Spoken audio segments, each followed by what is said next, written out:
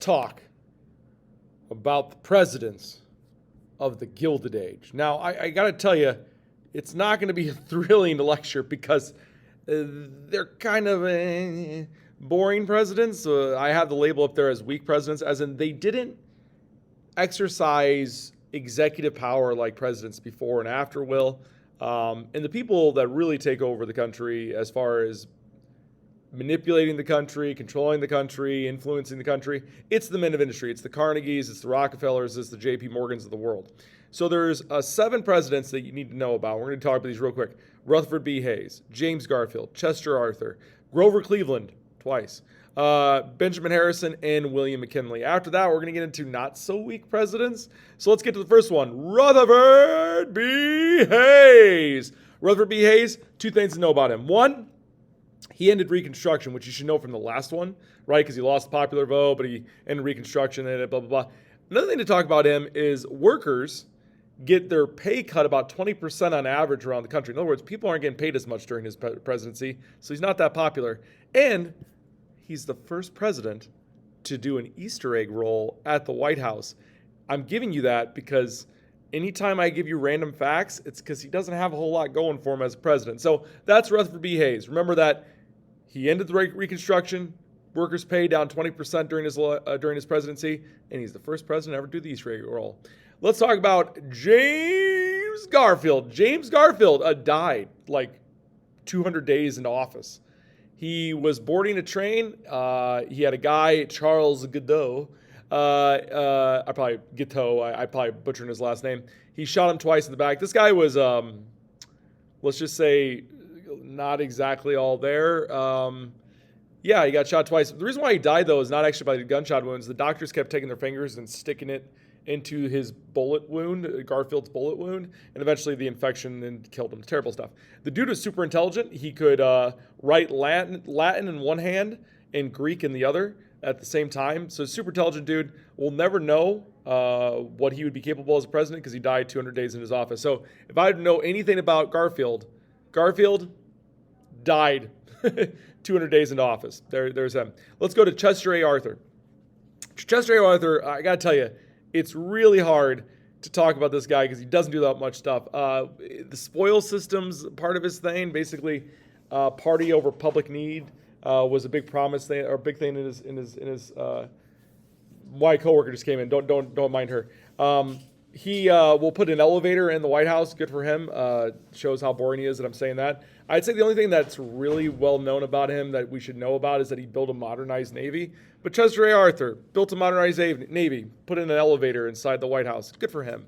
Let's go to Grover Cleveland Part 1. This dude hated the media. Hated the media. Really hated the media. Vetoed a bunch of stuff, specifically vetoed pay. Hi, everybody. He vetoed pay to veterans and also farmers. Kind of a bad deal. He just didn't do a lot. He does get booted out. He'll be the only president that serves non-consecutive terms. So he's going to get kicked out of office here. He went against a bunch of different things. Oh, he got married in the White House. There you go. That's something. What I would know about Cleveland's first presidency is that he voted against farmers and war veterans money to give them money. He also was married in the White House, and he's the only president to serve non-consecutive terms. Let's go on to Benjamin Harrison. Benjamin Harrison was in the pocket of big business, as they would say. In other words, it goes back to the idea of who had more power? Probably the men of industry. He was not a 9-to-5 person. When I say 9 to 5, most people, they work a 9 to 5 shift. That means they work, the 8 hours a day, blah, blah, blah, blah. He just wanted to get out of there as soon as possible. He hunted probably more than he worked. There was a tariff that was passed. A lot of his policies didn't work. Basically, if you're going to think about anything with this guy, just know that it's so sorry. I can't, there's nothing about this guy. I would say there was big deficits. He hunted more than he worked. And he's going to get kicked out. I'm sorry. There's not a lot to go on Benjamin Harrison. Let's go with Cleveland Part 2. There is a depression that hits. Not the Great Depression, but depression hits during his second time in office. Unemployment goes up to about 18%. 18.4%, which is terrible. Mortgages of farmers are being defaulted on and forfeited on. He ends up getting cancer in his jaw, and he leaves the job for 3 weeks, and nobody even really cared. The fact that a president cannot be doing his job for 3 weeks and nobody notices or cares shows you how little he did. So I say for Cleveland's second term in office, a depression takes place, lots of unemployment. He has surgery for 3 weeks and nobody notices he's gone. Also, they called him a puppet because the big business apparently had control over him. The last person is William McKinley. I would say he's probably the one that has the most to be outside of the weak presidents, because there was a war that takes place, the Spanish-American War takes place under his presidency, and he also dies.